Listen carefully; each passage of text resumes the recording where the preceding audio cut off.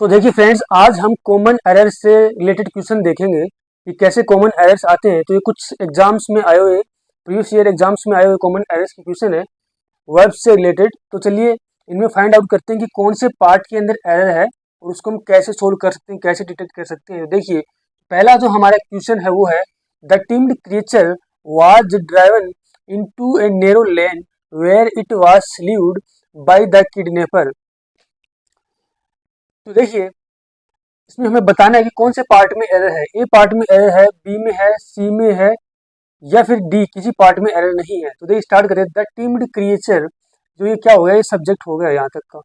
Was आ रहा है, auxiliary verb आ रहा है, सही है। सिंगल सब्जेक्ट है, सिंगल क्या है, सब्जेक्ट है, तो इसके साथ सिंगल वर्ब आ गया।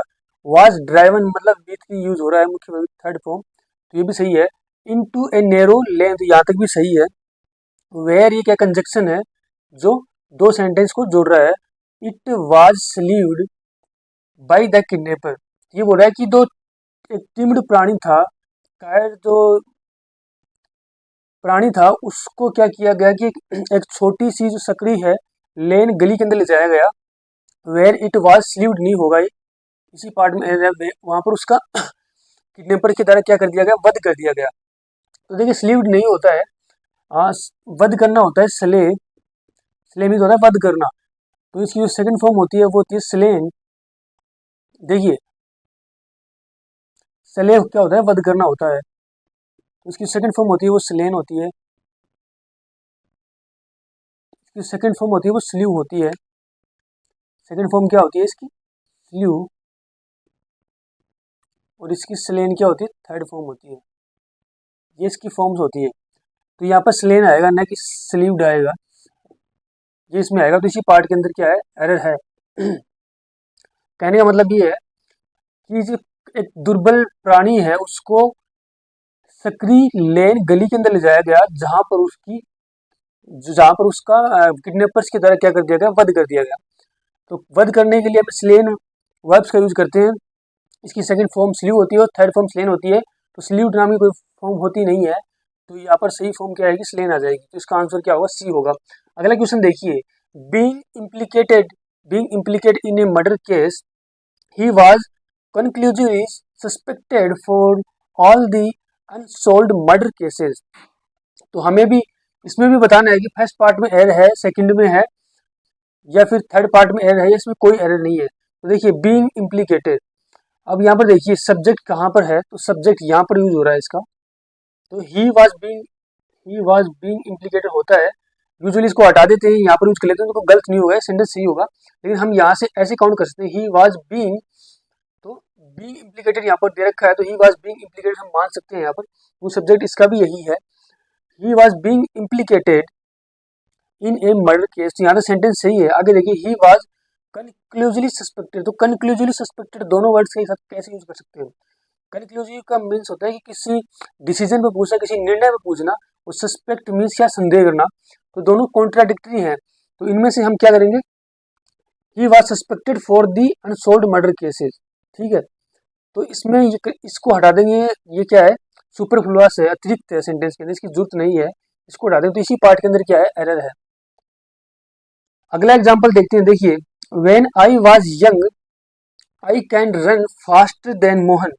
तो हमें बताना है कि इसमें कौन से पार्ट में एरर है। ए पार्ट में एरर है, बी में है, सी में है, या डी पार्ट में एरर है। देखिए व्हेन आई वाज यंग, जब मैं यंग था, I can run faster than Mohan, तो मैं मोहन से ज्यादा फास्ट दौड़ सकता था।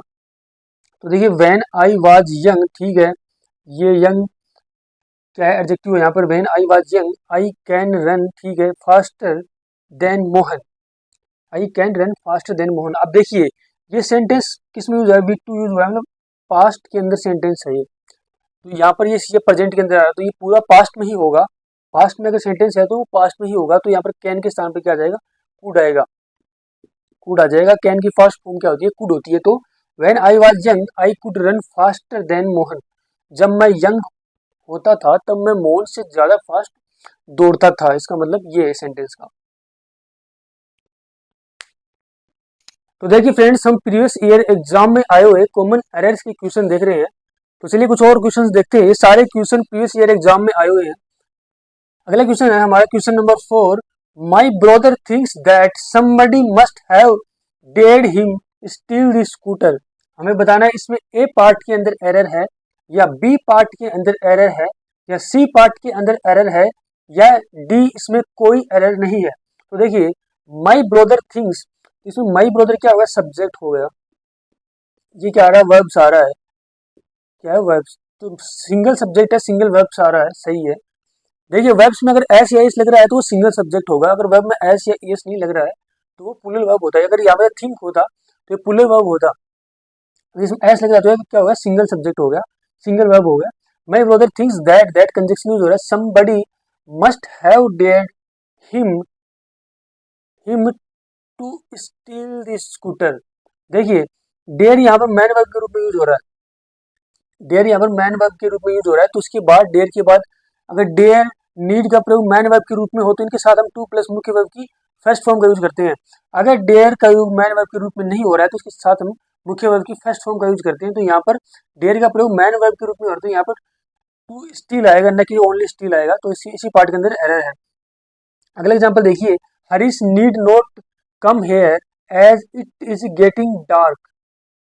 Harish need not come here as it is getting dark. देखिए Harish need not to come here होगा यहाँ पर, क्योंकि नीड का प्रयोग मैन वर्ब्स के रूप में हो रहा है, तो यहाँ पर इसी पार्ट के अंदर एरर हो जाएगी। Harish need not to come here as it is getting dark. अगला एग्जाम्पल देखिए, he dare not to go there. अब देखिए ही डेयर, अगर देखिए यहाँ पर मॉडल के रूप में यूज हो रहा है, कैसे पता चला मॉडल के रूप में यूज हो रहा है, क्योंकि देखिए ये सिंगल सब्जेक्ट है, अगर वह मैन वर्ब्स के रूप में तो ही डेयर्स आता है, इसमें एस लगा होता है, इसमें एस नहीं लग रहा है तो मॉडल के रूप में यूज हो रहा है, तो इसके साथ टू प्लस मुख्य वर्ब फर्स्ट फॉर्म नहीं आएगी, टू हट जाएगा, तो क्या इसी पार्ट के अंदर क्या है, एरर है।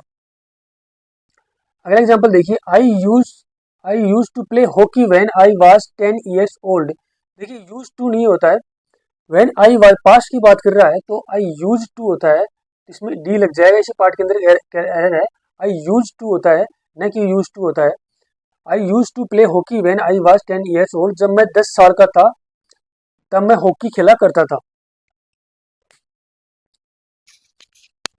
तो चलिए फ्रेंड्स, प्रीवियस ईयर एग्जाम में आए हुए कुछ और क्वेश्चंस देखते हैं। अगला हमारा जो क्वेश्चन है वो है, a soldier could fight for his country and save his countries honour. A soldier could fight for his country and save his countries honour. हमें बताना है कि इसमें कौन से पार्ट में एरर है, ए पार्ट में है, बी में है, सी में है या फिर डी कोई एरर नहीं है। देखिए ए सोल्जर कुड फाइट, तो सोल्जर कुड फाइट नहीं होगा, सोल्जर मस्ट फाइट होगा यहाँ पर। देखिए मस्ट का प्रयोग हम कब करते हैं, जब कंपल्सन शो करते हैं, जब कोई बाध्यकारी चीज शो करते हैं कि हमको काम करना बाध्य ही है, यानी सोल्जर को अपनी कंट्री के लिए फाइट करना ही होगा, करना ही चाहिए, तो उसके लिए हम मस्ट का प्रयोग करते हैं। तो शुड कुड के स्थान पर मस्ट का प्रयोग करेंगे, क्योंकि कुड का प्रयोग तो क्षमता वगैरह, एबिलिटी वगैरह, कैपेसिटी वगैरह दिखाने के लिए करते हैं पास्ट की, और कंपल्सन शो करने के लिए मस्ट का ही यूज करते हैं। तो यहाँ पर कुड के स्थान पर मस्ट आएगा। A soldier must fight for his country and save his country's honour. एक सोल्जर को अपने देश के लिए निश्चित रूप से लड़ना चाहिए और देश के सम्मान की रक्षा करनी चाहिए। तो ये इसका क्या अर्थ हो गया। अगला एग्जाम्पल देखते हैं, I could rather die than be. देखिए मैंने आपको जब मॉडल पढ़ाया था उस टाइम में बताया था, वुड रेदर के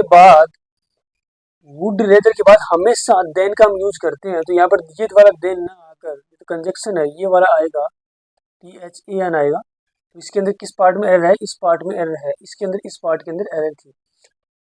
ठीक है, अगर आपको ये सब कुछ देखना है, कंसेप्ट मैंने वीडियो के अंदर बता रखी है, तो आप वीडियो देख सकते हैं, टेंस वाली वीडियो के अंदर मिल जाएंगे आपको। अगला देखिए, run fast list you will miss the train. हमें बताना है कि इसमें कौन से पार्ट में एरर है, ए पार्ट में है, बी में है, सी में है, डी में कोई एरर नहीं है। देखिए रन फास्ट लिस्ट, मैंने आपको बताया था मॉडल्स के अंदर ही लिस्ट के बाद हम शुड का प्रयोग करेंगे, हमेशा विल का नहीं होगा, लिस्ट के बाद हमेशा शुड का यूज होगा। तो इस पार्ट के अंदर एरर है। देखिए अगला हमारा एग्जांपल है, ही होप्ड मतलब टू पास्ट टेंस का यूज कर रहा है, ही होप दैट, पास्ट टेंस है इसमें तो विल कैसे आएगा, विल तो फ्यूचर का बहुत बड़ा, तो यहाँ पर वुड आएगा, वुड। देखिए जब मैंने आपको डायरेक्ट से इनडायरेक्ट बनाना बताया था, वहां पर मैंने बताया था आपको इनडायरेक्ट के अंदर कि इनडायरेक्ट से डायरेक्ट में बदलेंगे तो डायरेक्ट के अंदर अगर विल शैल वगैरह हो तो उसको हम वुड या शुड में बदल देंगे। तो यहाँ पर देखिए पास्ट टेंस का यूज हो रहा है, दैट कंजक्शन, तो यहाँ पर क्या जाएगा, वुड आएगा। इसके अंदर इस पार्ट के अंदर है। नरेशन से रिलेटेड ही मैंने सब कुछ डिटेल समझा रखा है, आप देख सकते हैं। अगला एग्जाम्पल है ही मे लिव लॉन्ग ही मे लिव लॉन्ग ही सैड मदर प्रेड। हमें बताना है कि कौन से पार्ट में एड है। देखिए मैंने जब नरेशन आपको बताया थे तो वहां पर मैंने एक्सक्लेमेटरी सेंटेंस के अंदर बताया था आपको कि अगर वाक्य से विश का बोध हो रहा हो तो क्या होगा, मे से हम सेंटेंस को स्टार्ट करेंगे। तो यहाँ पर सेंटेंस क्या होगा, मे ही लिव लॉन्ग होगा। यहाँ पर इस पार्ट के अंदर एरर है, सेंटेंस क्या हो जाएगा, मे पहले आ जाएगा और ही मे के बाद आएगा।